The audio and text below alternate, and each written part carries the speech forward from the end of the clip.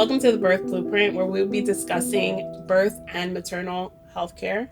My name is Rosemary Ozuna. I'm the birth care coordinator for the Birth Center. On this topic, we'll be discussing lactation. Next to me, I have Chidira Chima, I have Michelle Gabriel Caldwell, and I have Dr. Nicola Pemberton. Hi, ladies. How are you?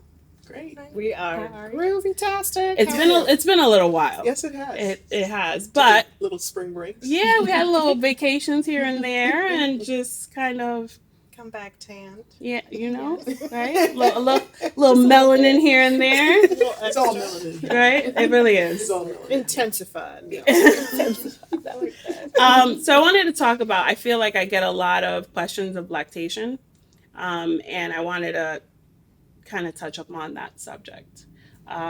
Especially Michelle, you are really knowledgeable in that specific area. So I wanted to ask a few questions about that. What are the benefits of breastfeeding?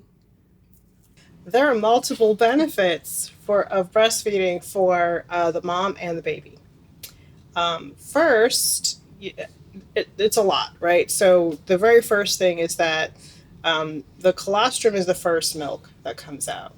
And when you're giving that to the baby, it contains antibiotics, antiviral applications, enzymes, so many wonderful things that are priming the intestines for food. So that's why we have colostrum first, and then a few days later, we get actual real milk, right?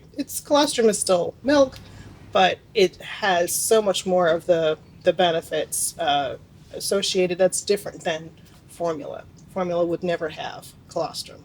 Okay. Right, so it's priming the baby's intestines, pushing out the meconium, allowing for just a healthier biodigestive system, right, for the baby. And very rarely are babies getting allergies as a result. They already are building up their immune system as a result. So it's a wonderful first food for babies. In addition to just the function of breastfeeding, we see babies reduce ear infections. We see that because they're breastfeeding, if mom's sick or if a family member is sick, mom just keeps breastfeeding the baby, and usually those antibodies from the mom gets to the baby, and the baby usually doesn't get that illness. Yeah. Oh, nice. So there's a couple of benefits, right, for the baby. And for mom, most breastfeeding women usually have a reduction of breast cancer for breastfeeding. They also reduce postpartum depression because they're building up prolactin and oxytocin in their bodies, and that's also kind of assisting with giving them some hormones so that they feel great. So why is formula pushed so much in the United States? Like, why is it just like, why is breastfeeding not pushed as hard as you see formula? Ooh, if you go to a hospital and the first thing they give you is kind of the formula I see there. These come with my body. Yeah. And as long as you're feeding me, like you're getting milk. So there's really no cost associated with this. No one's getting rich off of me breastfeeding. Of course. So formula companies have a marketing department, and they're going to push formula so they can get paid for it. Obviously there are reasons that parents will choose formula for convenience, for there might have been some trauma before, some other mental health issues that make formula a better choice. Or sometimes even previous surgeries that Right. might have altered their ability to produce milk. So the ducts were disrupted for any reason, maybe for even necessary surgeries. Those are things that can reduce their ability to naturally breastfeed. So yeah, there might be some physiologic components for why, and those reasons are unique to, I guess, the mom in that moment. But if it could be encouraged and if it's possible, then that's even just the breast, or the nipples and the changes. Every woman's different. So sometimes even if they've tried, if their nipples are flat or it's just not working, and despite all approaches they had, made to try to breastfeed, whether you would be pumping or having baby latch, those are things that might make them change to using formula. I mean, it shouldn't be looked at as a negative. It's Yeah. never a negative, but I always want people to be comfortable with their choices. Yeah. And understand. And I tell everybody, even in my classes, is like, this is not a judgment call. I'm teaching you how to breastfeed because nobody else will. Yeah. Right? And you can literally read what's on the can for the formula to help you figure that out. Yeah. Right? So it's not like the education piece isn't it's just not fair. Like there's a parity in the difference between education for formula and education for breastfeeding, and there are very few people who are getting education for breastfeeding, and because of the marketing, because of all the other the pediatricians, everybody's got like a stack of salespeople are leaving milk everywhere. Oh yeah, absolutely. So, as a result, people are going to go home with that, and it's a safety net. And it's like, this is great. And, and we don't realize that sometimes that could potentially sabotage the breastfeeding journey if that's really what they wanted. Because it's kind of the fallback net, right? So it's like, I have this just in case, but the just in case might push the right now, and then you just keep going and forward. Then you keep going. Because and then it doesn't. It's work to breastfeed. Yeah. It's not like, even if you've had multiple children and the last child was like this amazing latcher, the next baby Could be may like, no. be like, you got to turn that baby upside down now to to get that baby to latch. And it's different, they have different mouth anatomy. Like there's a lot of differences that can come into play. Like, Dr. Pete mentioned, breast anatomy and what's physically happening. So there could be some implication as to why that can't happen. But your question was, why is it pushed? Yeah. And it's pushed because there's not a marketing team for our boobs. Yeah. And there's a marketing team for formula. Got it. The question is, should there be a marketing team? Well, I mean, they're not really going to make that a profit, right? Yeah. Well, my husband always says. Well, technically there is, because then they can push lactation consultants, right? Like that's technically your formula, right? Because they have the formula to help you get your formula, right? Like, so, I mean, I don't know. There you go. That's your marketing. The formula to bring your formula. My husband is my marketing team. He always says, got your breast with you? You can feed your baby. Yeah. I do a lot of screenings here, and I feel like I get a lot of questions about latching. I get a lot of question of how do I know my baby's drinking enough milk? I never know the answer to that. But how do you know when a baby has enough milk or is drinking correctly?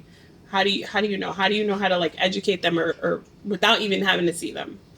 Yeah, so I'm going to ask them to be diaper counters, right? So what goes in has to come out. So looking at the age of the child will give me an indicator of how many wet diapers a day they should be having, and what are their poops looking like.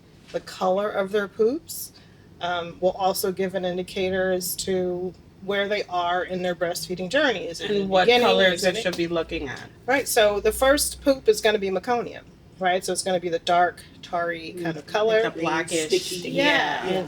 The stuff that you're going to need, like, everyone's face when we are black tarred meconium. It's just so like it's like that's the scrub brush. It sticks to everything. That they need to market that as glue.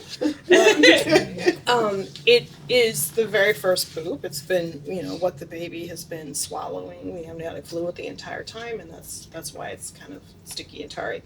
And then you're going to start to see it move from like a green color to a light green color to finally kind of like a yellow color. Mustard yellow. And then you want to get that nice, thick, mustard, seedy color. And then that's how I know good milk, all the things are happening, and, baby is really getting a good amount of No. milk. Okay. But we're also going to look at how many wet diapers, right? So day 1, 1 diaper. Day 2, 2 diapers. Day 3, 3 diapers. Day 4, 5 diapers, right? And on and on until you get around day 5 to 6, right when the full milk starts to come in, and that's when you're going to definitely start looking at, like, 5 to 6 diapers on a continuous basis every day. Okay. And so when you're not seeing that, that's when oh, there's an issue. Yeah. Right? We're not getting the poops, we're not getting the wet diapers. You really have to be the diaper sleuth. What else? But maybe about also subjectively, because that's a good objective approach to letting at least new parents know this is what you should be looking out for, and I think that gives them a good guide. Other things might be, how does a baby react after the breastfeeding session? Yeah. Because sometimes it's like, okay, did they latch well? How long did they latch for? Mm-hmm. Did you appreciate certain sounds? Are they swallowing? And then they seem satisfied. I mean, that's the thing. And sometimes they're like, oh, the baby seems like he's still and he's crying, and he looks like he's still looking for milk. And those are other subjective approaches. I mean, sometimes that's hard to tell in the beginning because you're like, oh, these babies are always oral. They're like, I always have to put something in their mouth, so you don't even know, is that hunger, or is it just, I have oral fixation? But if they do look like milk drunk, I guess, when you know that they've had a good session, and when they look comfortable, like, the other thing too is to just kind of look at their hands. Yeah. Like they're usually kind of like this and closed, Mm-hmm. but if they're super, super tight, that means they're really hungry. Yeah.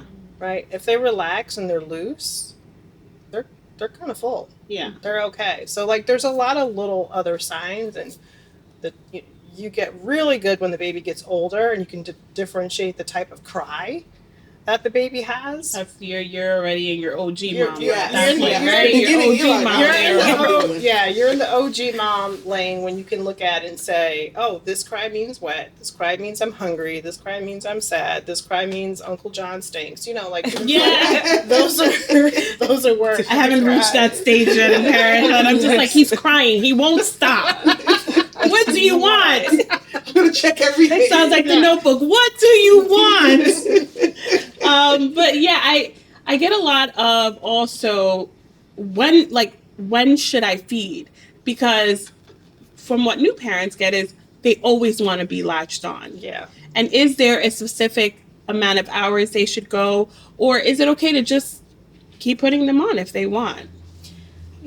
There's a point in time where they're going to learn their baby. It's a learning process between the two of them, right? And the length of time that it takes when this child is sucking voraciously, at the breast, and then all of a sudden kind of stops or falls asleep, then they're done. Yeah. On this side. We're going to burp. We're going to get them together, and we want to switch them over and get them onto the other side. So we're like 15, 20 minutes, whatever that length of time is for continuous suck.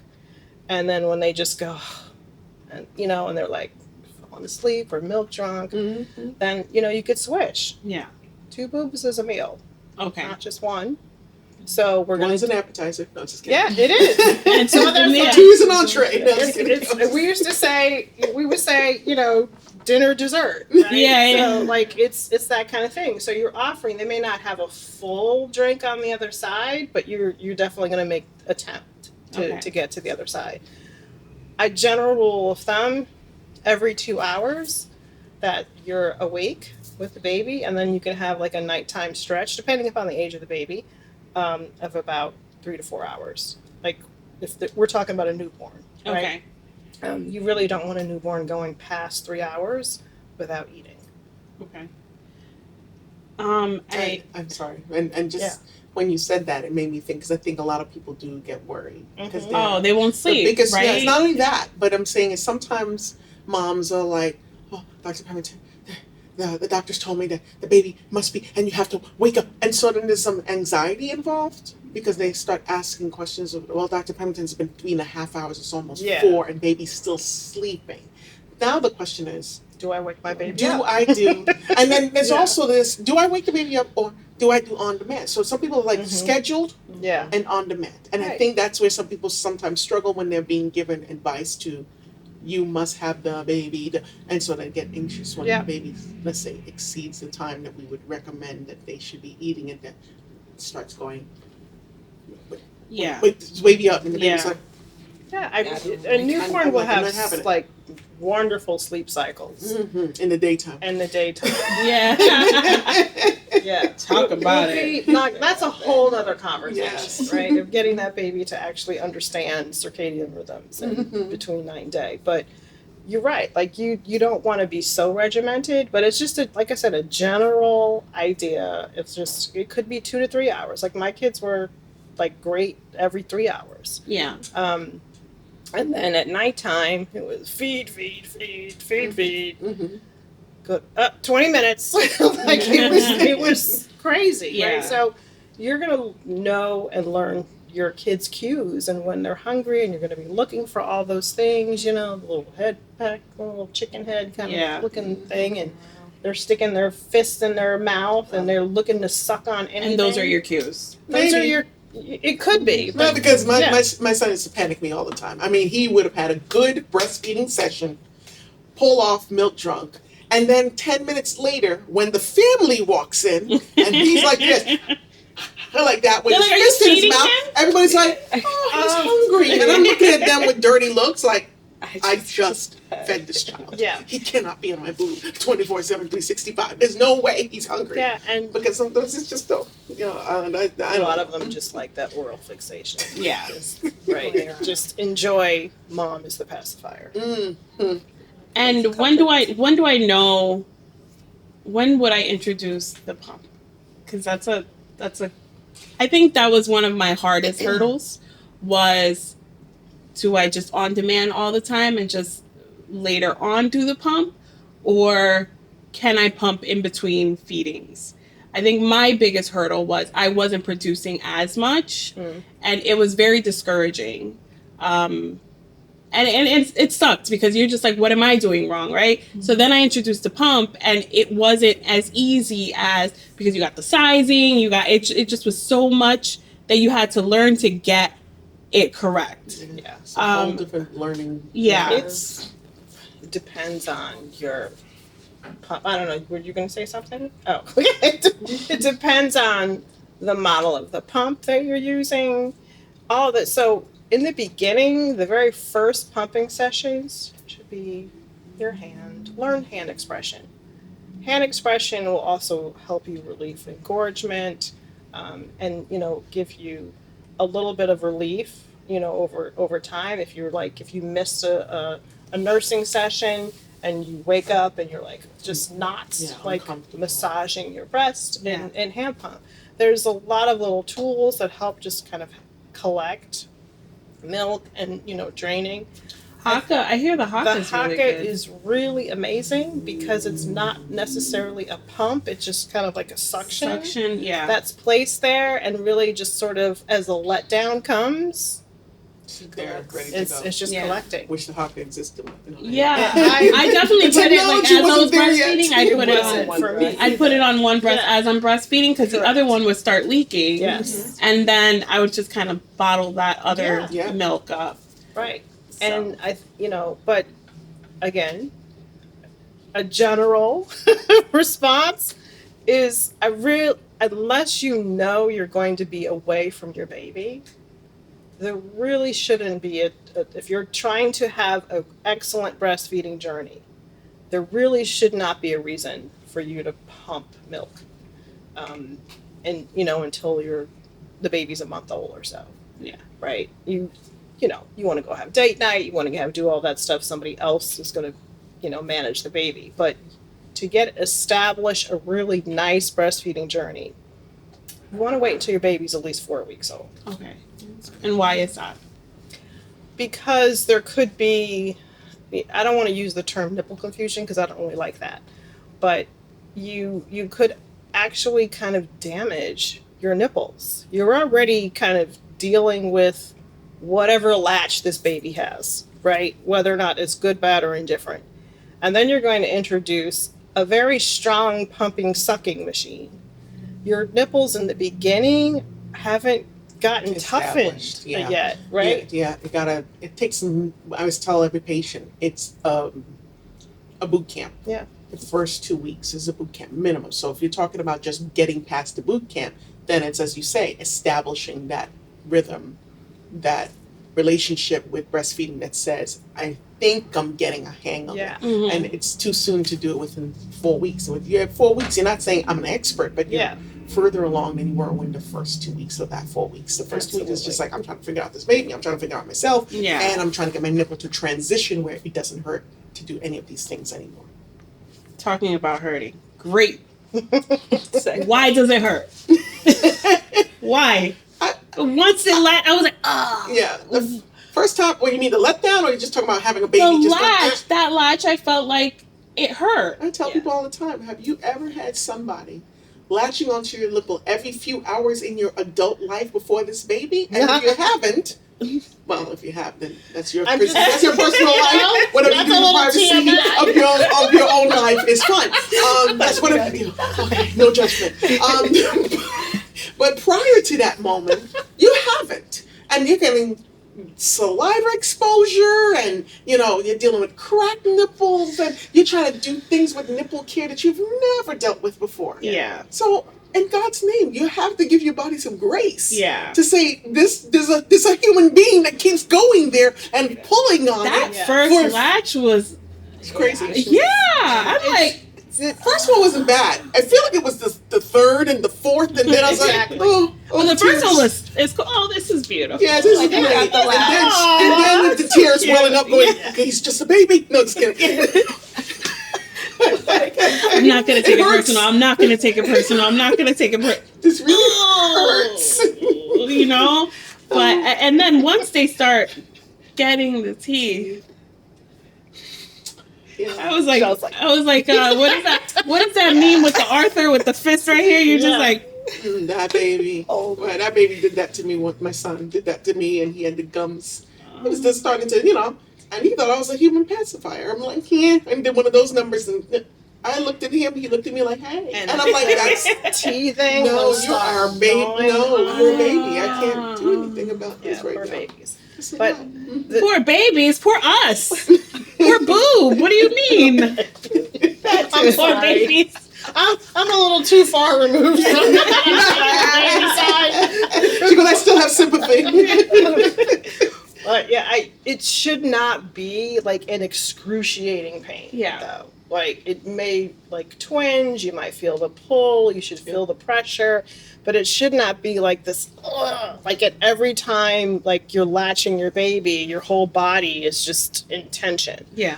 It should never be that, because that means it's just a bad latch. And you're going to take that baby off the latch and correct it. Right? We always talk about fish lips. We got to have that top lip up and that bottom lip down.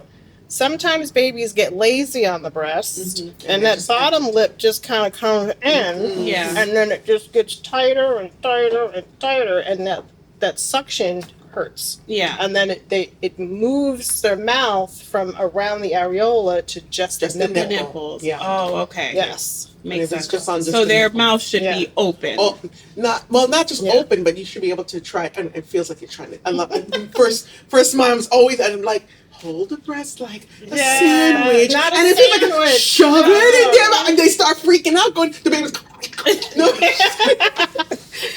No, I'm not trying to choke your baby, I promise. But you want to get as much of the areola inside their mouth, or they're not really getting it. You gotta try to aim to get that nipple almost to the back. Everybody's thinking about latching the nipple, and it's not the nipples that are latching the babies. The nipple should be way in the back of the throat, like Dr. B said, to the soft palate, all the way in the back, and that's where it's comfortable. Yeah.